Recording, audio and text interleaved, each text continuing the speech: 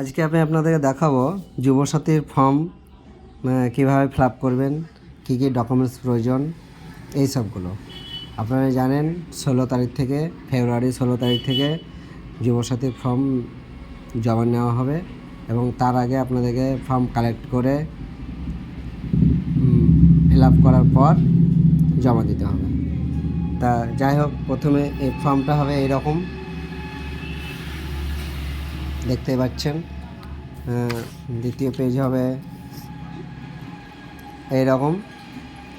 যাক, প্রথমে আছে নেম, প্রথমে আছে দুয়ারা সরকার রেজিস্ট্রেশন ফর্ম। যেখানে আপনাদের ক্যাম্প হবে, ক্যাম্পে গিয়ে আপনাকে দুয়ারা সরকার রেজিস্ট্রেশন করতে হবে মোবাইল নাম্বার দিয়ে। সেখান থেকে একটা আপনার নাম্বার দেবে, সেই নাম্বার আপনার রেজিস্ট্রেশন নাম্বার এখানে হবে। তারপরে আধার নাম্বার, আপনার এখানে এই ঘরে আধার নাম্বার, আধার কার্ডের নাম্বার বসাবেন। এখানে লেখা আছে beneficiary name as in MP exam, উপভোক্তার নাম বা মাধ্যমিক বা সমমানের পরীক্ষা অনুযায়ী।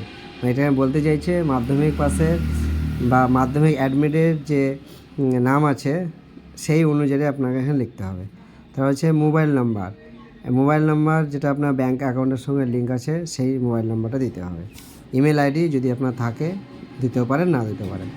তারপরে আছে ডেট অফ বার্থ, আপনার ডেট অফ বার্থ আপনার 21 বছর 4/1/2026 তারিখকে যেমন 21 বছর হয়, মানে বলতে চাইছে যে আপনার যদি এখন 21 বছর হয়ে গেছে ভালো, আপনি যদি 1/4/2026 21 বছর পুজো তাও হবে। তারপর আছে ফাদার নেম, আপনার ফাদার নেম লিখবেন।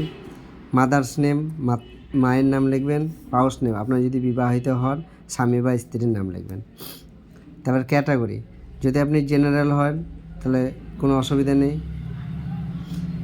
আর যদি আপনি এসটি এসসি ওবিসি হন তাহলে আপনার এখানে সার্টিফিকেট নাম্বার লাগবে। তারপরে আপনি ম্যারেড,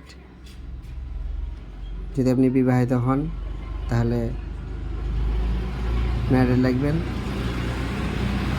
তারপরে হচ্ছে হাউস, বাড়ির নাম্বার বা প্রাঙ্গণ নাম্বার, বাড়ির নাম্বার দেবেন, দিতে হবে, তার কোনো মানে নেই, আপনার যদি জানা থাকে তাহলে দিবেন। তারপরে ভিলেজ বা টাউন, আপনার গ্রামের নাম লিখবেন। পোস্ট অফিস, জিপি বা ওয়ার্ড নম্বর, আপনার জিপি মানে আপনার গ্রাম পঞ্চায়েতের নাম, আপনার পঞ্চায়েতের নাম, আপনি যদি শহরে হন তাহলে ওয়ার্ড নম্বরের নাম। তা ব্লকের যদি হয় আপনি ব্লকের নাম লিখবেন, যদি আপনি মিউনিসিপ্যালিটি হন তাহলে মিউনিসিপ্যালিটি লিখবেন। পুলিশ স্টেশন আপনার থানা লিখবেন। তারপরে ডিস্ট্রিক্ট আছে, ডিস্ট্রিক্ট লিখবেন। পিনকোড, স্টেট, ওয়েস্ট বাংলা লেখা আছে, এখানে লেখা দরকার নেই। দ্বিতীয় পেজে আছে আপনার মাধ্যমিকের আপনার অ্যাডমিটে যে রোল আছে, এখানে রোল, এখানে নাম্বার দেখবেন, রোল নাম্বার, তারপরে ইয়ার, আপনি যে ইয়ারে মাধ্যমিক দিয়েছেন সেই ইয়ার। তারপরে আপনি কোন বোর্ড থেকে এক্সাম দিয়েছেন, WBBSC, যে বোর্ড থেকে এক্সাম দিয়েছেন সেটা আপনি টিকমার্ক দেবেন। তারপরে আছে আপনার এডুকেশন কোয়ালিফিকেশান, হাইয়েস্ট, আপনি কতদূর পর্যন্ত লেখাপড়া করেছেন।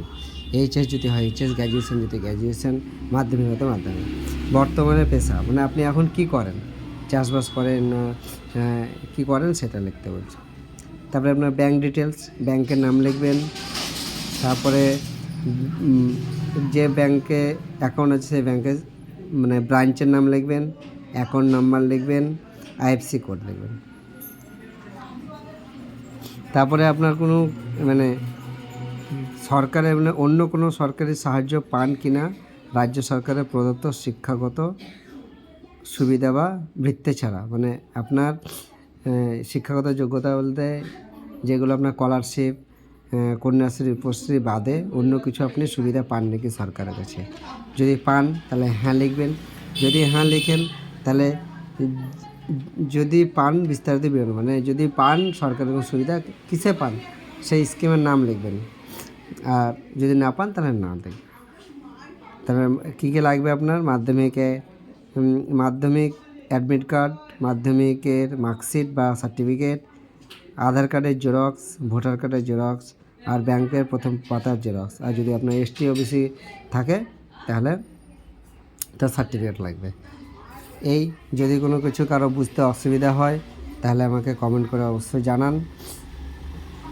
ধন্যবাদ।